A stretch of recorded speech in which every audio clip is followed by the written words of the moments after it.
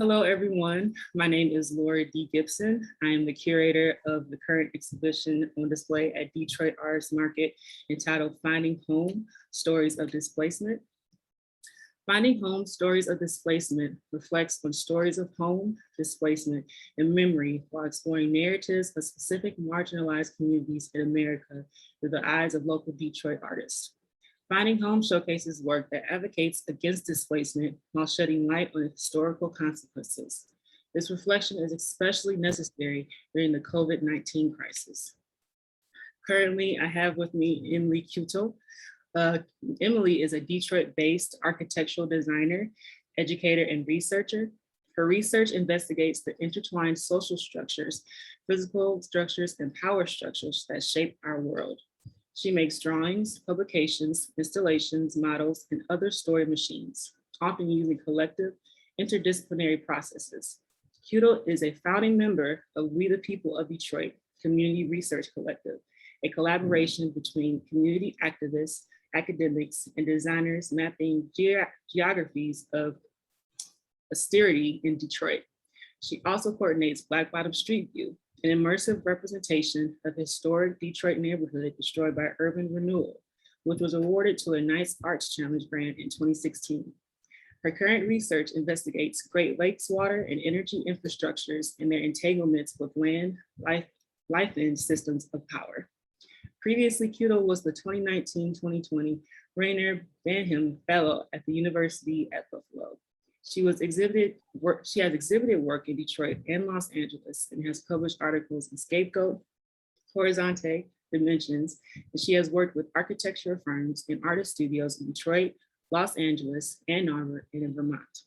Kudo holds a BSA in architecture from the University of Cincinnati and marched with high distinction and certificate in museum studies from the University of Michigan.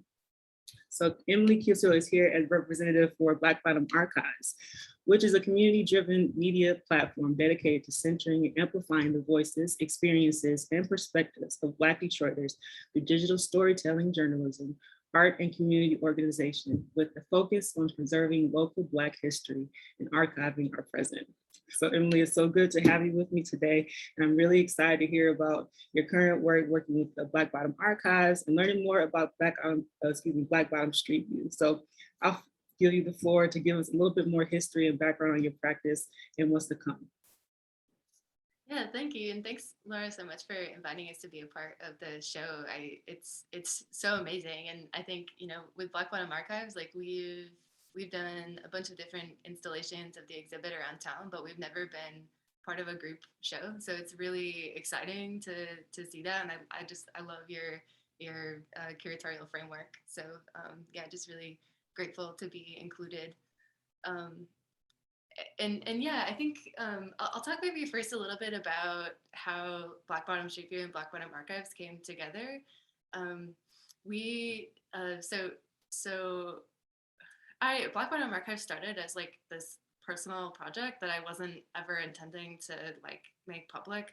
I just stumbled across thousands of photographs of Black Bottom on the Detroit Public Library's historical collections website, just kind of accidentally. I actually just wanted to see what Hastings Street looked like.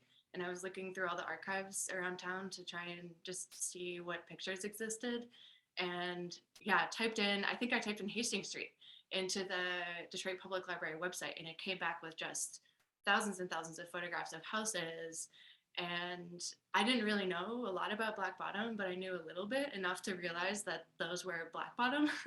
And so I just started, like, it was kind of this meditative thing. I downloaded them all into my laptop, and I just would, like, when I had insomnia, I would just like sit there and organize them and like realize that they were actually continuous, that you could put like the whole street together.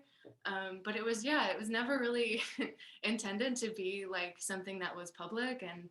Um, and a friend of mine actually like convinced me to apply for one of the night arts grants. So that was kind of what catalyzed like this thing becoming like an exhibit and a public project.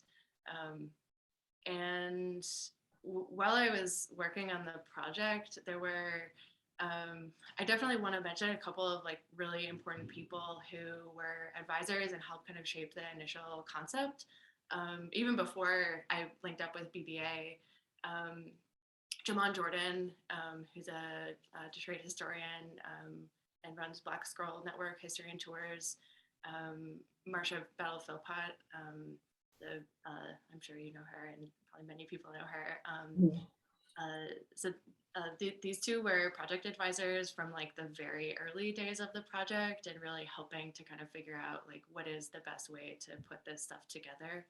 And I also want to shout out Bert Deering from Bert's Warehouse Theater in Eastern Market, who both grew up around Hastings Street and also is kind of an archivist, has an archive of his own about Black history in Detroit, and is just like this kind of wealth of knowledge.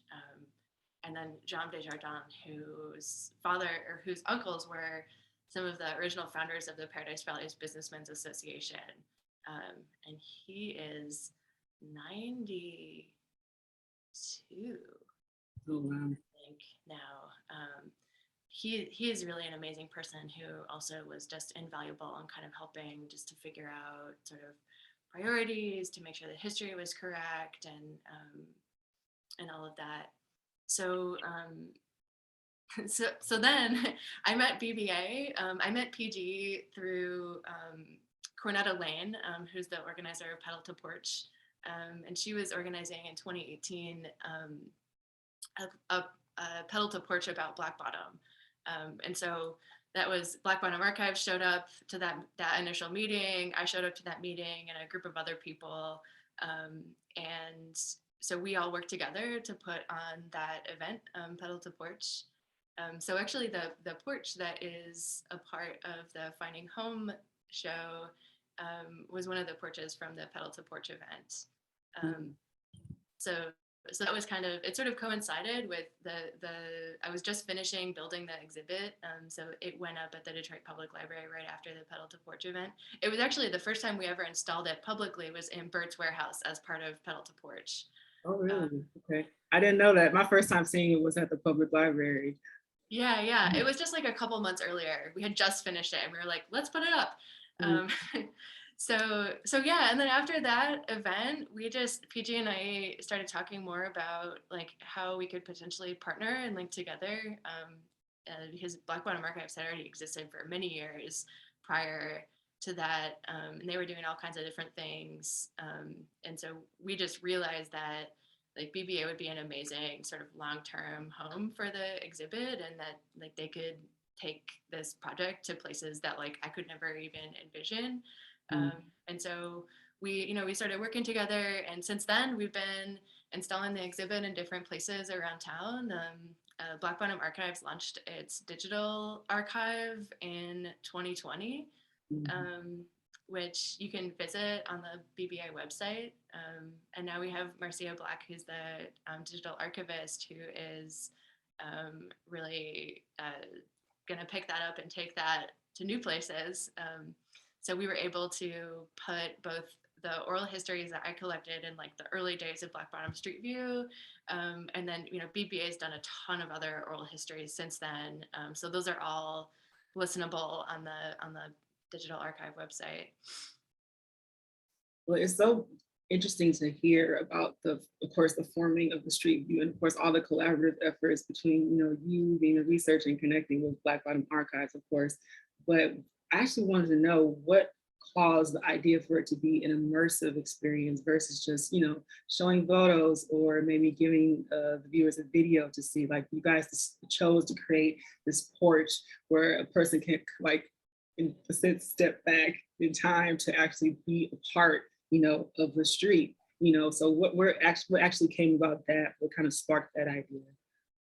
Yeah, I would say it really kind of emerged from like a collective vision in a very real way. Like when I first was working on Black Bottom Street View, my original proposal actually was to make this big drawing that like kind of in the drawing stitched together all the photographs, and through just conversations and through just learning more about the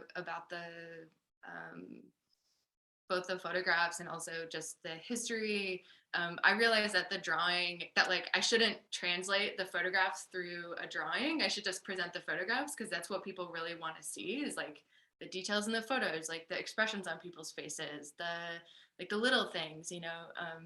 And so that was a huge part of like deciding to like keep the kind of I don't know, like the design of the exhibit really quiet and like make the photographs the most important thing that people can experience. And then it was just like basically we just wanted to make them as big as possible. There's like thousands of them, and so that was kind of an early idea about the exhibit itself. And then I never thought about porches at all until Pedal to Porch. And so that really came from like conversations with the Pedal to Porch Black Bottom team when we were trying to plan what a Pedal to Porch would look like in what is now Black Bottom. There are no porches left. They're all gone.